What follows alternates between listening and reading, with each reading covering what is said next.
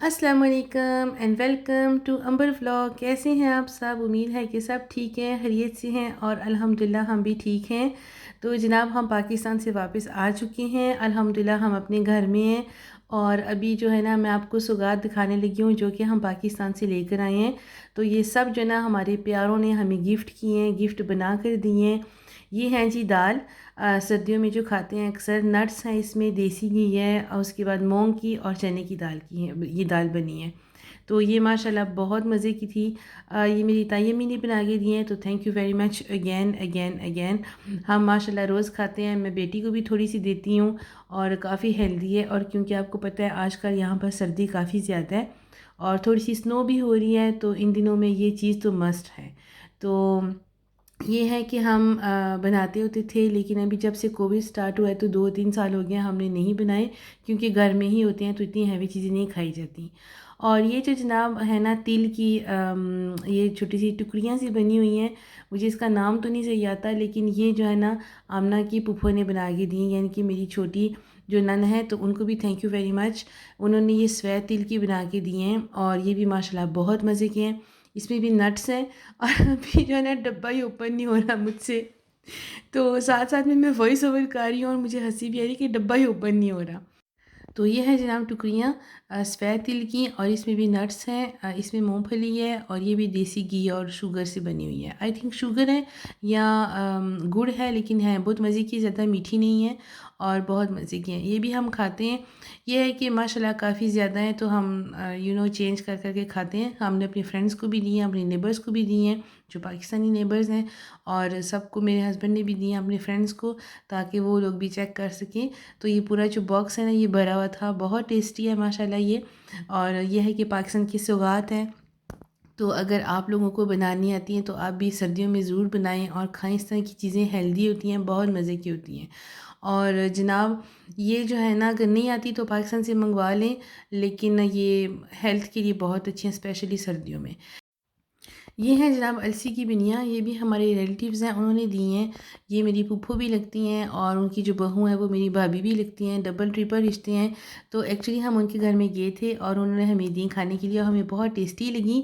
तो उन्होंने कहा कि आप लोग जा रहे हैं तो हम आपको भी बना के देंगे, तो उन्होंने माशाल्लाह इतनी ज़्यादा बना दी। तो उनको भी thank you thank you thank you very much, thanks again. उनको पहले भी मैंने कहा था लेकिन दोबारा से कह रही हूँ, बहुत मज़े की हैं माशाल्लाह। अलसी जो है वो नज़र के लिए बहुत अच्छी होती हैं, तो आप कोशिश करें कि आप भी खाएं, बच्चों को भी स्पेशली दें, क्योंकि अक्सर बच्चे ऑनलाइन काम कर रहे होते हैं कोविड की वजह से, वैसे भी मोबाइल वगैरह देखते हैं तो आँखों पे, नज़र पे जो है ना असर पड़ता है। तो ये अलसी की पिनियाँ बहुत मज़े की हैं माशाल्लाह।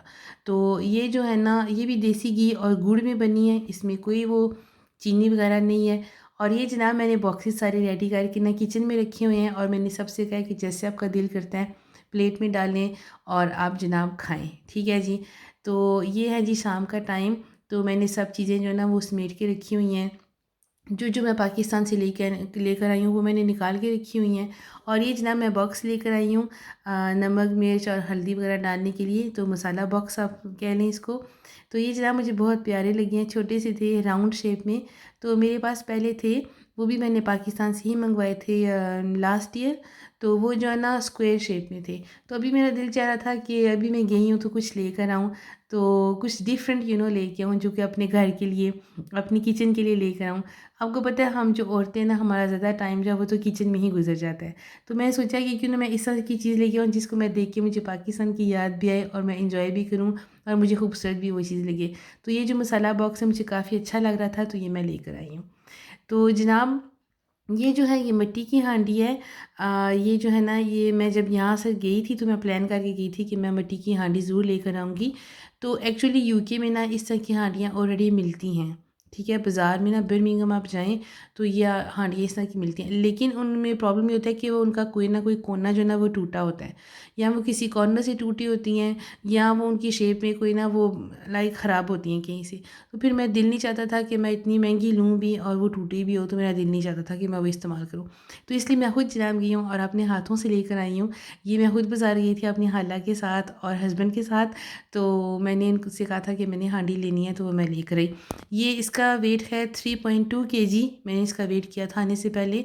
और ये मिट्टी की हांडी है, इसमें यह है कि सालन काफ़ी देर तक गर्म रहता है और इसको आप जो है ना सर्व भी कर सकते हैं।